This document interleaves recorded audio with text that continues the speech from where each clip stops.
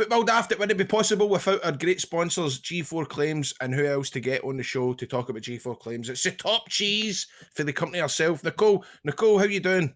I'm good, thanks. How are you? Oh, we are superb. I have been Good. Tools had a hard week. But listen, we're looking for some advice on why we should go to G4 Claims if we've ever been involved in an accident. Brilliant, guys. Well, do you know what? I've actually got a wee example for you this week. Ooh. So I got a customer from Football Daft, obviously no names given, protecting everybody here, but someone had actually been listening to us on the road. They gave us a wee phone. They actually had been involved in an incident with a pothole and decided, you know what, I'm going to give them a phone and ask the question. It was about 7 p.m. at night. He phoned me on my mobile. I took the guy's call. I went through everything with him, and he's actually managed to have his car all fixed and returned back to him in less than a week. The guy is delighted with the service, and he heard about us on Football Daft. So, like I say, every single week, know that not everybody's listening, but I say it every week anyway.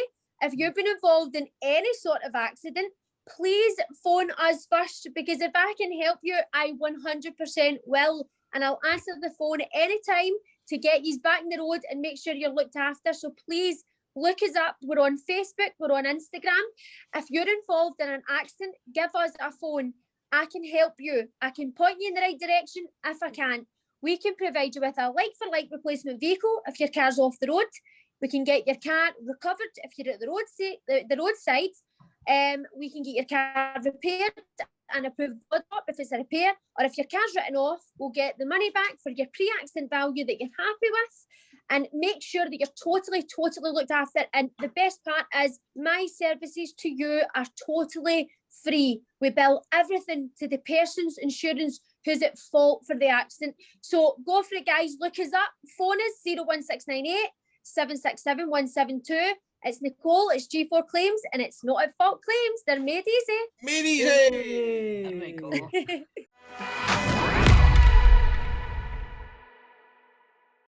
Welcome to Football Daft, a man who spent 15 years at the greatest football club that's ever been founded.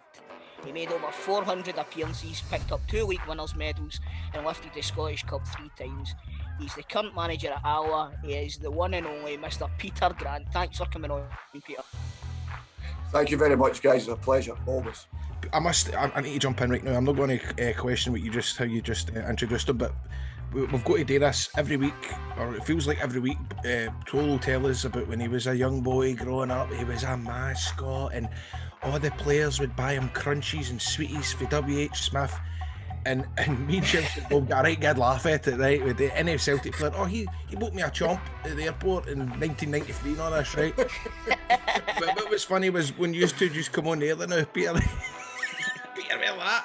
How you doing, son? Look, well, I've seen you in a long time. How are you keeping?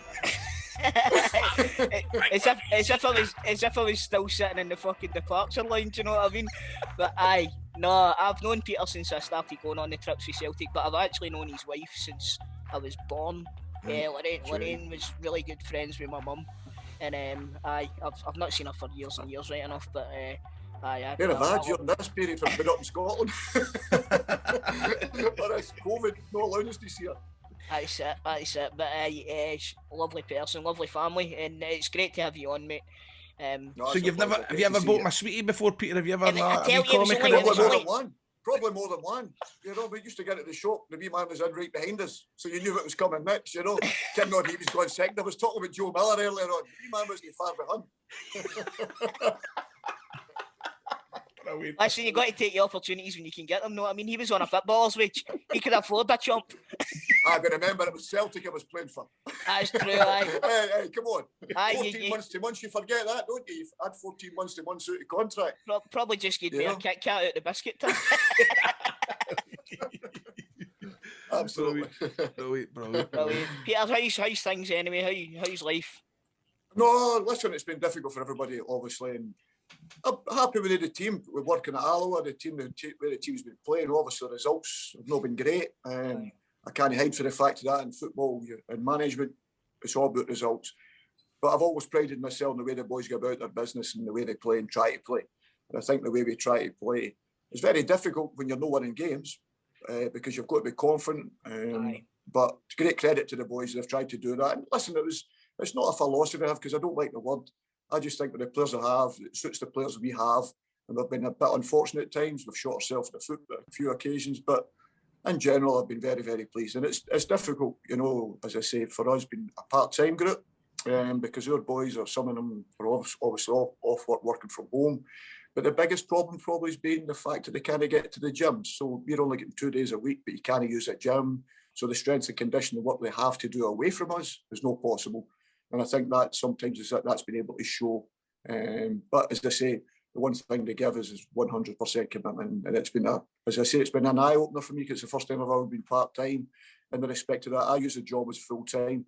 And the boys are in there, they come in right from work, and some of them are up at 6:30 in the morning, straight to, and then they're leaving us to about 10:30 at night. And as I say, I think you need to be a special type of character to be able to do that. And as I say, God willing, between now and the end of the season, we'll be able to prove that. I tell you what, no wonder they're struggling if they're coming into 10:30 at night and then getting up and doing a job in the morning and back in at 2:30. They'll not get time to bloody sleep.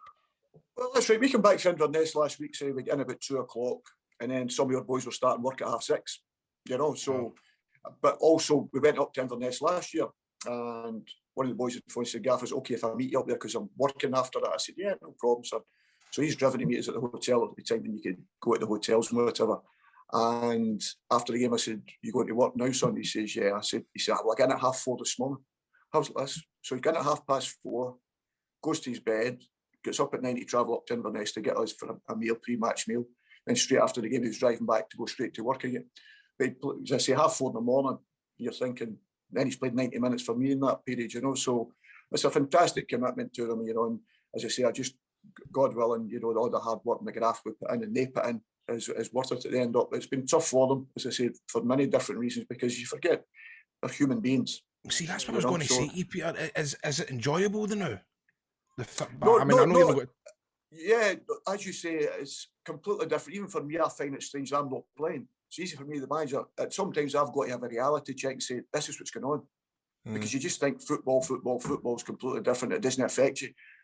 The landscape's changed for all our players. As I say, some of them working at home, some of them are stuck in the house. The summertime was a bit easier because you kept in contact with them, but at least it was warm and sunny. You could go outside for an hour, a couple of hours, or whatever it was. Aye. Now it's pitch black when you go up in the morning. It's pitch black when you go to work. They're coming in soaking. They're not allowed to shower after training. They're going straight into their car. So we'd end up getting simple things. We'd get 4 sets of kit because we're not allowed to wash their kit. They're not allowed to shower at the place. It's completely different. But at the end of the day, that's the same for everyone. But I don't like when you use it as an excuse. But it's a fact. It's not an excuse. It's a fact. For everybody's the same. And it's not the same. And the biggest thing out of all, supporters. Right, so Peter, both your boys play. Peter Junior's at Queen's Park, while your other boy Ray plays for you at Alloa. Yeah. Must be a wee bit awkward being his manager as well as his dad, is it no? Yeah, it is, to be perfectly honest with you, for him as well. But I think that something I learned very early is, if it's the right person for the job, you do it. It wasn't my idea. When I came in at the Alloa as manager, they tried to sign him. Him and his brother, believe it or not, before I came here. But I said no. As soon as I took the job, that wasn't going to happen. And then in the summertime, the chairman came onto the phone to us and spoke about it, that the scouts and that had been on, saying, but we think the gaffer's missing a trick because Raymond's contract was up at Clyde. Believe it or not, I offered him less money than Clyde did. But he wanted an opportunity to try and move up the levels. First, he said no. I must admit, I'll give him credit where credit is due. He said no, he thought it'd be too awkward, exactly what he said. But the one that probably swung it was the captain, Andy Graham, had phoned him because they'd been on to us and said, why we no signing Ray, whatever. And I thought, it's very, very difficult. I've never worked with him. I'm very harsh with him as a father. It's probably most fathers are, you know, with their sons when they're growing up. There's probably Lorraine, as you say, taking him to all the games because I wasn't there for about 10 years, 12 years. I was working away from the house anyway, so I never got to see them growing up playing football. But I'd seen him quite a bit at Clyde. He'd done really big in Team of the Year, Division 2, Division 1, Team of the Year as well, 2 years, as I say, each year. So he progressed that way, and I just thought it'd suit the way we play. And I think that was the right thing I had to be convinced of. And then when the chairman phoned us and said, well, he thinks it would be remiss of us if we miss out on an opportunity to do it. But I should go ahead with it. But it was still soul searching. Raymond wasn't, as I say, wasn't as keen as I was. He thought it was going to be awkward. But I think once Andy Graham, the captain, phoned him, I think he was put more at ease with that. But it is, there's no getting away from that. It is still difficult. Respect that, because probably I'm overcritical, if I may say so. And that's probably what he's maybe found, but I think he's used to it maybe in his dad. Peter, I have to say, I support Falkirk and I watched him for Clyde. What a player he was. No, he's a completely different for me. You know, he's completely different. He's I was going to say, he must get his talent off Lorraine. You were saying there that Alloa tried to sign the both your boys at the one time. It's not like a championship team to apply for grants, is it? That's a belter. We're off. That's us. We're started. That's why you get a good wages too. You get what you pay for. Peter, absolutely. Will you make it all Celtic this season, Anna? What's your thoughts? Oh, it's been really tough. As you know what it's like. Listen, I think I was there at a tougher time. I was going to say, does this remind you of the 90s a wee bit? Oh, yeah, but for a lot longer. It's not even as close to the 90s, but it's not close to the 90s. What do you mean? What do you mean? As in, right? Hold on. What do you mean? As in, it was a lot painful back then, or is this painful because the 10 in a row's been stopped? I generally don't know. Well, obviously 10, you'd love to have won 10, 100%. You always like to be first at anything, so it'd be the first team to win 10 because the old Rangers won at 9 before. The old Rangers, aye. This is it. We're going full save. Go. I'm into it. Come on, let's go. That's it, Pierre. You're saying there that you always like to be the first. Steven Gerrard's the first manager to ever win the league for this team. So listen, that's fair dues, isn't it? Hold on, wait there. Now you can cut this out the podcast if you think it's blasphemy, right? However, I've got a question for you, Peter. Right? Yes. And now, you're a fan, or as I say, you're a follower of Jesus Christ. Is that right? Yeah, I'd like to say so. Right, okay. Now, he died for our sins and he rose again. Is he still the same Jesus? Is he still the same Jesus? But he suffered for us. He suffered for us. They brought on their own suffering. He didn't bring his own suffering on. Jesus paid his taxes. He paid his taxes. Too many. Oh, listen, when I was up there with Rangers, they were the better team, better players. There is absolutely no doubt of that, and they deserved it. Listen, we played really well over that 9-year period. There's a lot of Celtic Rangers games, you know yourself. We played really well, and they had an unbelievable team with fantastic players, with an unbelievable goalkeeper. The bottom line is Rangers could beat us 1-0, and we could play them off the pitch. And Coyce and I've said that many times. But listen, let's not get away from it. The bottom line is it's all about winning. When you play an Old Firm match, doesn't matter how you play, it's all about winning that particular game. And I'd again been absolutely hopeless in every one of them and won them all. So I've no qualms with that. At that particular time, Rangers were better than us. As I say, I go back to the fact when we get the stadium was 10 years ahead of us. So Celtic, all of a sudden, when Ferguson had taken over, it was about building a stadium. You know, we caught up very quickly. And that was always a concern when Rangers come back in to the Premiership, was the fact that it wouldn't take you a lot of money because you have that. I always thought you could always attract people to Celtic Park. For me, because me being a Celtic player and a Celtic supporter, you could always attract people talking about the stadium, whatever. The old Celtic Park was phenomenal as well. I was fortunate enough to play in it. That was phenomenal to play in, you know. The atmosphere, I must admit, I loved the atmosphere at Ibrox when we had this part of the stand as well. You know, I thought the days were special. You know, I thought it's 10 a wee bit, even though you're just behind the goals now. But if you remember, we had half the main stand as well. That particular, it was phenomenal. The atmosphere. And I can honestly say with my hand on my heart, and I'm going to say that now, I've been doing England nearly 25 years now. Out with Manchester United, not one team has got the pressures of Celtic or Rangers. No, none. And I'm saying that, I wouldn't say that lightly because it's like somebody asking me about an Old Firm game. What's it like to play an Old Firm game? I can't explain it, so that's impossible to explain. But don't talk to me about Chelsea, Tottenham, whatever. Liverpool slightly, maybe similar. But apart from they two teams, Man United, Liverpool, with the history and the traditions that they had, the pressures that go with Celtic and Rangers is very similar to the rest. The rest of them, Tottenham, Chelsea's not on the same planet. Aye. You know, when it comes to you're talking about Celtic and Rangers, it's just a party that, as you say, probably because you Scotland the league and that they're in. If Celtic and Rangers were down there for 4 or 5 years, I could guarantee my hand on my heart they'd be challenging for the league title. And I don't care what anybody says. Because they've already got the fan bases, they've already got all that in place. They don't need to go to Hong Kong to sell their shirts. They're already there anyway. You know, that's the difference. Whereas that's sort of talking now, innit? Because of Steven Gerrard going down to Liverpool, is he capable enough to be the manager? And this is all the talk about, well, really, he's managed Rangers, but the argument is there's, as you say, there's no teams like Rangers and Celtic where it is. It's, you know, a draw is a defeat. You know what I mean? Absolutely. It's not good enough. Listen, if you're second, you're last. Aye. It's as simple as that. If you're no first, you're last. And that's the bottom line of playing it. But also the pressures that go with it. You know, I must go back to the very first programme I ever saw it done it. If you remember, used to phone in Jimmy Sanderson, God rest him. And Jimmy used to say if there was a phone call on a Saturday night, the first question he would ask, caller, were you at the match? And if you said no, he put the phone down to you. Thanks, caller, put the phone down. Not interested, because you can't have an opinion if you've never seen it. Aye. And that was the way it was. No guys are gaining an opinion. I've not even seen anything, but they maybe read somebody else has said something. So they're saying, oh, that must be right. That's absolutely right. You're dead on me. You say that everybody, so one person expresses an opinion and everybody jumps on it and takes it as gospel. And, absolutely. And it can be one guy that gets and he's maybe just in a bad day. I had a lot of bad days. So it was hard enough for me. There was no social media. I used to get in and sit to 3 and 4 in the morning. I'll tell you, my Celtic suit on, my tie and all that. Even playing well and winning.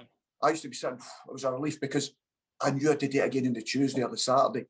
It wasn't a boot resting because, okay, we've won the day, I've played well the day, but I used to get in. By the time you wound down, it was ready to go again for the next game. And you would just put yourself under that amount of pressure all the time.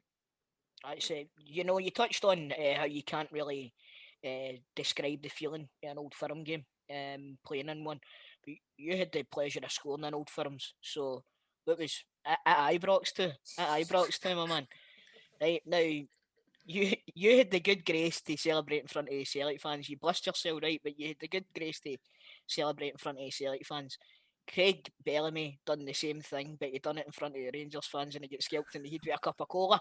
Right, so back in the day, it would have been bottles of Buckfast. Could you imagine what it would have been like if you'd have done that when you scored at Ibrox? Well, but the funny thing was, so people keep saying that I always claim the goal because me and Terry's running back, Terry Butcher at the time. The twos have put a foot up at the time, you remember, it's tipped over for the goal.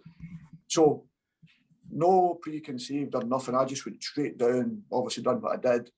And if you remember after that, that was the day the 3 guys had been sent off and whatever. Terry, Chris and Frank. And this was a game that Roberts went in goals. Roberts went in goals. That's right. Nobody ever mentioned it, if you remember. Nobody mentioned mines on the Saturday. None. Aye. Scottish Sport at that particular time on the Sunday showed me because the camera seemingly was at the side of the goal, but caught me doing it. Aye. So on the Monday's newspapers, the story completely changed about the 3 guys. I was the one that should have went to prison. Now, that's what I was going to say. The 3 of them ended up in court, right? They say that season they couldn't even beat us in court, Peter. Remember? The only point we dropped that day. That's right. It was the only point we dropped in the full season against Rangers. But it was an equaliser late on, and Coyster always laughs about it because if you remember, there was about 2-1. It was 2-1 to us late in the game, and the balls went by. We put it by, and the Rangers fans are giving me pelters, and I'm giving it the old 2-1 sign. You know what I mean? They take the bye kick, don't they? Except the 2 was round the other way, wasn't it? They got the score for the bye kick. Big Alan comes and does Superman and it hits Goffey, I think, in the back and goes in, and it made it 2-2. And Coyster always laughs because he said, my best picture is you collapsing at the ground, you know, in the 18-yard boxes. I was gone mental, you know. I'm thinking the game was finished. But they were the memories because Coyster and Durante, who, for me, Durante would have been one of the best Scottish players ever. It was a crying shame. But a fantastic player. But they were really good players. But they were good friends of ours. We had a real rivalry, but we were teammates with Scotland at youth levels and whatever. We shared rooms with them. So they were fantastic boys and we always had great appreciation of each other. But at that time, it was really difficult for us because we weren't as successful as Rangers. But people say to me, would you change it for anything? I'd say, never in a million years. I'd go through all the suffering again because that was my time and that's what it was meant to be. I never, ever celebrated beating Rangers on the pitch. Ever did I celebrate that. I'd always walk off, you know, in the respect to that because I remember Rangers beat us 5. And I always remember, of course, you get a wee bit euphoric, but they never celebrated the way people get about now and go and do waves and that to the fans. Never in a million years would we have done that because we knew in a couple of weeks' time we'd be playing them again. Aye. And in that particular one, we beat Rangers a couple of weeks later 3-0, you know, because you always know there's another game round the corner and then 2 of them's never the same. Aye. So, but we always had that respect, but we'd never write a headline about Rangers. We'd never write a headline about anybody individually, as in what we'd say, oh, we're going to do this, we're going to do that. It was never about that, because there was an utmost respect for it, even though I loved beating Rangers. You know, that was magic. There was no a better feeling in my stomach, but I would never rub somebody's nose in it. And I know what I was representing. I was representing Celtic Football Club, of course I was, you know, and it was the happiest guy like every supporter would be. But I'd never have rubbed it in their face because I knew there was an opportunity for Rangers to kick me back in a couple of weeks' time, you know, so there was that respect there. That's interesting, that too. I love that. Plus, you never knew who he was going to bump into in Coatbridge Asda. Absolutely. It feels as if it's worse now, but doesn't it? I mean, it is. Do you know what it is? You're absolutely right, Grado. It's like, I don't know what the script is, but I was saying on Celtic Daft last night, I'm never taking winning for granted ever again. Purely because of what I've seen. And like you said, Peter, it wasn't like that back in the day. You know what I mean? Like, obviously, you know yourself being a Coatbridge man, when Celtic won the league or anything like that, you couldn't get through the Wifflet. Yes. Right? You couldn't get through the Wifflet. It was chock-a-block, right? But even that doesn't happen now, doesn't it? Not, you know. No. It's very, very difficult for everybody, because for us, it was, if you've got to go back, because 90% of particularly these boys were all brought up, or a big part of the team was brought up Celtic or Rangers. Aye. That was fact. And I think there was always a respect there. Listen, I go back to, God rest him, just a period of time with Big Billy, whether it was Davey, it was a manager, you know, whether it was Tommy, you had Walter, you had Graham. There was always the utmost respect, you know, with each other. They never, ever, they always had utmost respect, but they also knew they were representing their club. You know what I mean? So you had to take some of them in the chin at times. For us, listen, look at the period I went through, how difficult it was. I was there when we lost 9 titles in the bounce, obviously. So it was really, really tough, and it was hard, and there was no getting away from that. And it took us to win a cup to get relief more than anything else. You know, that was all it was. It was relief. People said the tears at the end. No, the tears were just relief, because I thought playing with Celtic, you'd be able to win a trophy, at least one a season. At least one a season, you'd be good. I've never seen anybody putting a shift in like the shift you put in that day at Hampden when we beat Airdrie for the Scottish Cup final. That's my first real memory, is winning a trophy. Yes. And it's the first time that we won a trophy while I was in the stadium as well. I had been to the League Cup final at Ibrox earlier in the season, and obviously we had lost to Wraith Rovers on penalties. But winning the Scottish Cup final that season, like you say, it was such a relief. Yes. You know, and being a kid at the time as well, you know, I remember crying after the League Cup final, but I also remember crying after the Scottish Cup final as well. But it was obviously different tears. It was, like you say, tears of relief and tears of joy. But I don't think anybody that's got any sort of memory of that day would say that there was anybody on the park that played better than you that day, Peter.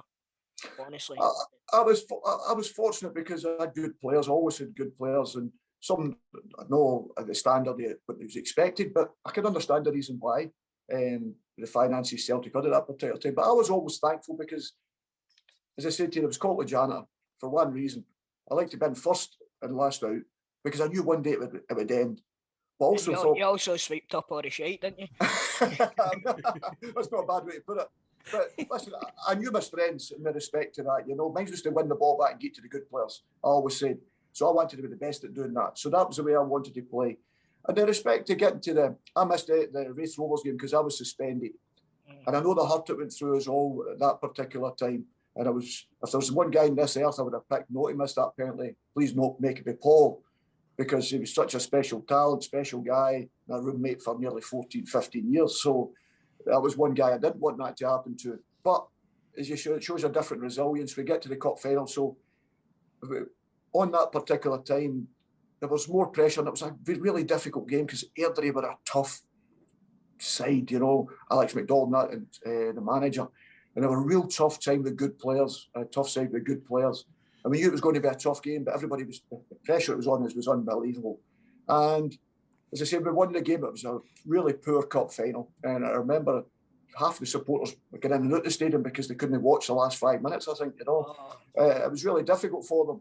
So the relief when the final whistle went just to make that you'd won a game was incredible. So I can understand the euphoria the Rangers fans at this minute. To have no qualms with that. We love celebrating our team's winning and victories. Yes, it hurts us at this moment in time, of course, but the good thing about this is it's how you respond, and it always has been how you respond, and that's what you've got to do, and that's football. You know, results, we can win one week, lose next week. Does that change everything? No, but you've got to have a focus in saying Celtic are always judged to be number one, nothing else. That's all they've got to be judged on, and Rangers are the exact same. That's what they've got to be judged on.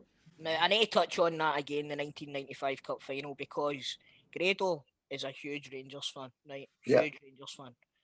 Right, his favourite player growing up. Oh, fuck, here we go. Right? No, right. Scored the goal that day. Right? Big Pierre was Yes. Grado's favourite player when he was a kid, right? No, right. Tell us about Big Pierre. What was Big Pierre like? How would you go tell us what was like? He was a fantastic boy, but typical Dutch. He invented football. You know, everybody else was poor, and he was he was brilliant. You know, but a talented boy. He's the hardest shot. I know George Albert's not, but Van Hooijdonk was unbelievable power. You know, great free kick taker.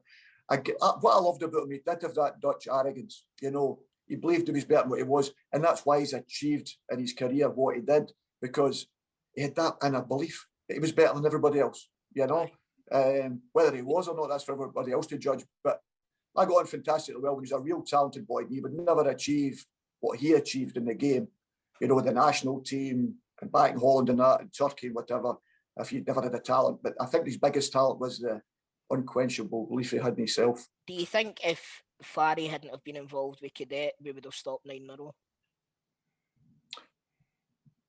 I'll tell you what, I keep going back to it. The biggest cause for 9 in a row happening for Rangers was us losing Mo Johnston to them. I keep saying it. Forget everything else. We should have went anywhere but Rangers. Peter, tell me about that day that you found out. This is really interesting. I love this. It was really strange because we got to the cup final. We beat Rangers 1-0 in the cup final. We Joe Miller. Bo's sitting next to me on the bus going down, so everyone's been agreed. He said, but I've just no signed the paperwork. So I'm in the Scotland squad we're going to play England and Chile in the Rouse Cup. So on the Sunday we meet up I can't remember if it was Turnberry or something like that. And on the Monday, Big Billy comes down, God rest him, to see Mo. And I'm thinking, well, everything's done. It's just a matter of finishing the paperwork or whatever off. And then we're going to training at Coisty or Mo. Or sitting with us on the bus, and he's turning and says, oh, wee man, we're going to terrorise you next year, Coisty's saying. And I'm like, aye, right, laughing. And I said, aye, we're going to be doing that, but you don't worry about that. And he says, no, wee man's coming to us. Aye, okay, all the best. And then, sure as fate. But it was funny because when I was at the hotel, I seen Big Billy stomping out, you know, and Big Billy did an unbelievable walk with his chest out, you know, and that was the way he walked anyway, but I could see there was something not right. Maybe my Mo says to his later, no, I'm going to sign the Rangers with him. I just could not believe it. What did you say to him? Well, that was right. I never spoke to him, and I don't mean I didn't speak to him. I booted him a few times when we played against him just after that, but I was close to Mo and that. We had a great dressing room, as I say to you, with these boys. But he was an unbelievable player. He was irreplaceable at that particular time, and I don't care how much it cost Celtic. Celtic, if it's Rangers you're going to lose it to, give what he's looking for. Mm-hmm. Pay what you've got to pay. You cannot lose it to Rangers, you know. And I was led to believe that it happened just after we beat them 1-0 that day. But that's when they said they're going to push the boat to try and stop that happening. And that's exactly what happened. But Celtic should never allowed it to happen. And I still say to this day, forget everything else, forget lack of quality, no money, whatever. There is no doubt in my mind, if Mo Johnston would have signed with us, there's no way Rangers would have won 9 in a row. I can guarantee that. Because he'd have scored goals in games and winners that have made us win trophies or win leagues at particular times. And we never replaced Mo Johnston at that particular time. It's not just that either. He wouldn't have been there to score the winners that he scored for them either. Absolutely. The people don't realise how good a player he was. You know, how good a finisher he was. He was unbelievable. As good a finisher as you'll see in that 6-yard box. You know, all types of finish, good in the air. But he had an unbelievable belief. And I think you're playing with a Celtic, a Rangers. These are the sort of players who grow with it. As I talk about Di Canio, you talk about Van Hooijdonk. You know, you talk about these guys who sort of, okay, the fans are there. Oh, this is my stage. You know, this is my stage. And Mo was one of them. He could produce in the big games. And there's no doubt in my mind that was the biggest thing for me, that losing Mo cost us 9. So we went for, you were there throughout the whole of the Rangers 9 in a row. The season that you leave Celtic, we stopped the 10. Do you think that you were to blame for them getting the 9? Absolutely. More no sided than me being there. Listen, but it was a fantastic. Listen, I was very, very fortunate. I'd signed for Norwich, and our season had finished the week prior, so I was able to go up to the game at home to win the title, obviously. And I was sitting there, and I've never been prouder, I must admit. It was fantastic to see them back winning the game, winning the title, more importantly. Also, to stop Rangers was obviously an extra bonus, but just to see Celtic win the league again, and as I say, it was a fantastic feeling, and I was emotional that day as if I was playing with them. It meant so much to me, even though I wasn't part of it anymore. But I know all the suffering I went through, so it was fantastic to see the way the supporters were. Because if you remember, we go back to '88. If you remember Celtic Park that day when they were all sitting in the pylons, the old Celtic Park, right round the Ash Park, right, the Ash used to be around it, they were all round this. And then today's attendance is 12,000 or something, when there was about 80 on, so they used to say Big Desmond used to keep hiding the money, but that's what it was, as you said. It was phenomenal. So you get back to that feeling, the euphoria. And I remember getting into the car to get back to Glasgow, and Big Ewan Roberts, who played Norwich Wales, Big Ewan played with Norwich, he was up with us. And I swear to God, it was, the guys that do the coughing on these TikTok things. I was like, I was like that in my car back into the town. They left the car there off into the town, walking with my hand. I was going about 3 miles all the way from Celtic Park back into Glasgow City because I was on top of the car celebrating, pulling me out of the car, and I wasn't even playing there. It was being Sunday. Aye, but the only thing is, it was the old Rangers he was carrying in a coffin. Exactly, but that's what it was, and that's what much it means to the supporters. And listen, Glasgow and Scotland, we get a lot of kicks in that, but listen, when you've me, I can only say it from the Celtic point of view because that's who I represented, but I know how much it means to them. So we'll move on to your time in management then, Peter. So what led to you getting into the management game? The biggest thing was, as a player, I knew everybody's job. As you know, as Peter the Pointer, I was always talking to people to go there, or pointing to go there. I knew my strengths and I knew my weaknesses. That was probably the biggest thing I knew. But I knew the outside left's job and I knew the right back's job, because then the information I could give them on the pitch, I knew that's what they were doing. So I was very much clued into listening to everything the manager says or what that position entailed. So in our particular team, I didn't want to be going and running pubs or anything like that. And I was not against that because that wasn't me. I wasn't. That was Toll's job. He runs all the pubs about your right, does he not? But that's what I'm saying. But as I say, it was for us. But I always wanted to keep the game because I knew I'd missed the dressing room. There's absolutely no doubt that I can't replace that. I can't replace the feeling. So once you stop playing the football legs go in with respect to that, I always wanted to be involved in the dressing room banter. It goes on in the dressing room because I thought it was irreplaceable. I was fortunate enough to learn that very, very early. That it's different. Football dressing rooms are different, compared to a lot of tears in there behind closed doors. There's been a lot of happiness. There's been a lot of fights. But when you come out the dressing room, that was it. It was forgot about, I don't think you can get that in the workplace because you can't go and smash somebody when you're working in an office. You're finished. The amount of fights I've seen in dressing rooms and before, you used to share the big baths and all that, and you'd be lifting somebody's hair off your hair. With the big bath, you were sitting having a bottle of beer after the game, you'd all that. But I mean, the bottle of beer came after fisticuffs, but nobody ever left the dressing room with that bad feeling. It was taken out there and then, and that was it, finished. We'd be sitting around the corner in a pub having a beer together, sitting in the bar, as I say, the bath having a beer together, and we forgot about. But you had your opinion, and it was said there and then. If you take anything any further, you were finished with the group. Really? So it was something I learned, and it was something that I always thought I would miss. So I started doing my coaching badges. So I done all my coaching badges in Scotland, done all my coaching badges in England, because I thought that was important. You done up your pro licenses and your youth licenses, done all them. And it's something I love. I love the environment of football. I love talking about it. I loved playing it. I just think it's, for me, I find it very difficult if I can to replace it with anything else. I love my family to bits and the most important thing in my life, but football's a very close second. That's it. But I always say this about people that come through, like as coaches, assistant managers, and so on. You've done a great apprenticeship. Now you worked at West Ham with Alan Pardew, and what was it like leading the team out at Wembley?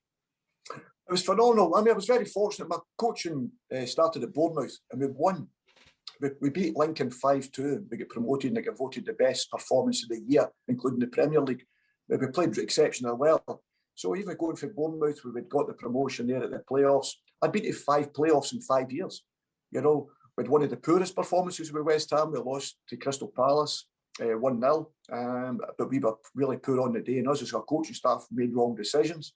And then the following year, we beat Preston 1-0, which was a phenomenal feeling with some exceptional players. I've been very fortunate to involve, as I say, get back to the likes of Tevez, Mascherano coming at West Ham at that particular time. I had the likes of Sheringham's, Bobby Zamora, Michael Carrick, who was world class. People talk about all the different players, but Michael Carrick was world class. And I was very, very fortunate to work with all of them at West Ham. We got West Ham promoted. As you say, you get to the FA Cup final. And I still think we lost 3-2, don't get me wrong. But Stephen obviously scored 2, 94th minute, equalises in the 94th. It's went up, sorry. Fourth officials put it up saying 4 minutes to go, and Stephen strikes the one, if you remember, the drive into the corner. Right. And that makes it, I think it made it 2-2. And then we go 3-2 in front, 3-3, and then losing penalty kicks. But it was phenomenal. Really enjoyed it. We qualified for Europe. Then when I left to go to Norwich as manager, I loved it. Fantastic people. Delia Smith and that were magnificent. Her and her husband, Michael Wynne-Jones, loved. Yeah. Did she ever make you dinner? Yes, but it was Michael. But it was Michael that makes the dinner. Is it? That happens, doesn't it? Yeah, Michael makes the dinner. But Delia was a phenomenal person. Honestly, I couldn't ask for 2 better people to work for. They were incredible. I loved every moment of it. But I just got to a stage. I remember Sir Alex said to us when I got the job, he said, "Fantastic job, son." He said, "But a very difficult job." He said, "Could you like to go and watch football?" I said, "Yeah." He said, "But where Norwich is based, you'll not be able to do that." But right. Me, I can. I'm manager, first job. I'm travelling, so I'm getting in at 6:30 in the morning to go to the gym. So you're finished for the boys coming in, then you go and do your work, then you go, and then I was travelling away at 3 o'clock to watch games and whatever. Within that year, I felt as if my focus wasn't the same. I was really, really tired. Nearly crashed the car twice on the motorway, falling asleep because you're so tired. All these, and I had 2 young boys and a lovely wife, Lorraine. And I'm thinking, this is not for me. I've had enough. And I went in to see them, and they refused to accept my resignation. And I said, "No, I need to do it. If you don't accept it, I'm going to just go to the television and tell them I've resigned anyway." And they were unbelievable. They said, "Just take a few days off." But I just felt at that particular time. But don't get me wrong, 2 days later, it was the biggest mistake I made. You know, it was the biggest mistake I made. But I went back in as an assistant manager elsewhere. We had a fantastic time working with Big Alex at Birmingham, won the cup against Arsenal, obviously. Right. So that was phenomenal. So to get to the FA Cup final, lose it, get to the League Cup final, win it, you know, I've been fortunate enough to do that in England. Won playoffs, lost. I think I've won, lost 1 playoff, won 2, you know, so three playoffs, 2 cup finals. People had said that to me that happened when I was leaving Scotland to go down and do my coach. I'd never thought in a million years. But then you had an opportunity to come to Celtic, and I must admit, after a couple of days, I thought it was a bust decision, even though it was my club and I loved it to bits. But I wanted people to respect I was coming back. I didn't want to be treated like Peter Grant, the player again. Right. Not with the supporters, but with the club. And I felt I was treated as if, well, Peter wanted to come back here because it's Celtic. But listen, look at my CV. Look what I've done. Look what I've went that way and worked at. So I wanted to be come back as, well, he's a very good coach or whatever. He's good, very excellent at his job. And I wanted that to be shown. When I started speaking of the contract to come, some things hadn't changed. It was going to get back to Peter Grant. Nobody looked after as well as everybody else. And that really did stick with me because if you know before the Boston rule came in, I'd done 14 months contract because Celtic were asking too much money. They owned my contract, which was fine. I loved playing at Celtic. I loved every moment of it. But I was asking for nothing. Then 14 months later, they say to me, "Yeah, he was underpaid and gave me the money I was asking for." And I just felt I didn't want to get back to that again. So I wanted to be respected. And I didn't feel that happened. And, you know, as a supporter, I wasn't Peter Grant on the side of the pitch because I didn't want to be the supporter Aye. jumping about like a Is maniac. that clouds your judgment as well, doesn't it? Absolutely, You know what I mean? absolutely. And I didn't want to be that. People say, oh, Peter Grant's not showing that passion he showed as a player. Yeah, but I've got to look at it completely different. The still hurt and the feeling I had. And as I said, see if we'd have been exceptional and we lost the way we did to St Mirren, we should have been sacked anyway. Aye.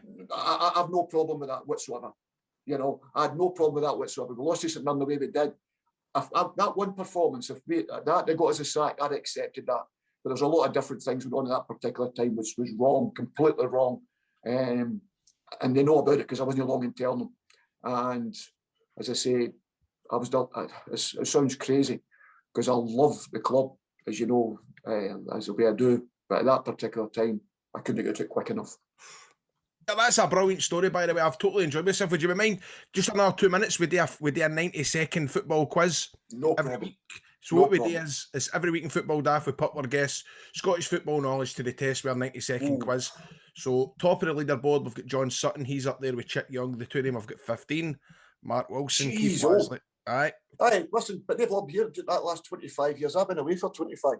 Well, I'm looking at the questions, and there's a couple of English Some questions. I should know. Hold on, Pierre, I'll text you the answers. Right? I want to win. I told you. Right, well, we've got Mark Wilson, Lasley there at 14. Kenny Duker and Kevin Harper are in 13 points. Other selected scores: Murdo McLeod's got 10.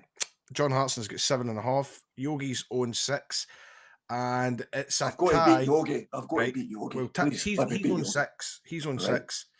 So there's 90 seconds on the clock. You can't pass it. You have to give an answer. Oh, you watched me playing then, did you? Now listen, you don't need to give the correct answer. Just give any answer at all. Right. Okay. Right, we're ready. John, is there 90 seconds on the clock? Let's go. Celtic's Jack Hendry is on loan in which country? Belgium, Ostend, Which club was Andy Robertson with between Dundee United and Liverpool? Hull, Which Scottish champion side is Jason Cummings playing for? Dundee, In what year did you win the Scottish Youth Cup? 1982, How many teams play in Scottish League One? 10, Who is Hibs' top scorer this season? Deutsch, What type of animal is St Mirren's mascot? Cat, What was the score in your testimonial match against Bayern Munich? 2-1 loss, What nationality is Aberdeen's Ryan Hedges? Welsh, Who did Rangers sign Ryan Jack from? Aberdeen, Which English Premier League team does Scotland defender Liam Cooper play for? Leeds, Which manager signed you for Norwich? Mike Walker, Who's the only current Celtic squad member with an X in his name? Javi, Airdrie's Thomas Ribert is the son of which French international? Mr. Robert, Who's the highest selling player Celtic have ever sold? Kieran Tierney, Who was the Alloa manager before you? Jim Goodwin, Name either Stephen, John and Paul McGinn. Sorry, name either team Stephen, John and Paul McGinn have all played for. Hibs, Who's the only person to win the Scottish Premiership Player of the Month twice this season? Time! Does he get the answer? You can answer that one, Peter. I'll go Ryan Kent. Right. Oh! By the way. But it's close, by the way. Oh man, so close. Oh. That is, isn't Oh, it? so close. What we're looking Wow. at here, John. Right, well, we'll go through the wrong answers for you, Peter. Oh. You didn't. The first one you slipped up. The year you won the Scottish Youth Cup was 83. 83-84 season. So 1984. Hibs top scorer this. By the way, Rangers, beat Rangers. Yeah, get that in. Hibs top scorer is Kevin Nisbet this season Nisbet, at the moment. Paisley Panda, St Mirren's mascot, not Paisley Cats. Cats. Diego Laxa, not Xavi, is the only person member of the Celtic squad with X in their name. And do you know what I gave you? You said Mr. Robert. It's factually correct. It's Lauren Robert's son that plays for Airdrie, Thomas Robert. On his way to Celtic, apparently. Apparently so. And it was James Tavernier that James Tavernier. was Tavernier. That was, yes. Tavernier.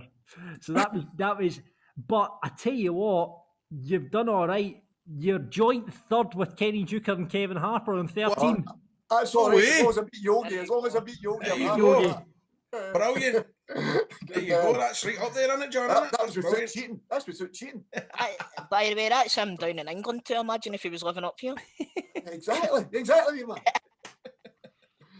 William Peter, thanks very much for coming on. We really appreciate it. It's a pleasure, guys. Obviously. No problem. Audio Frontier.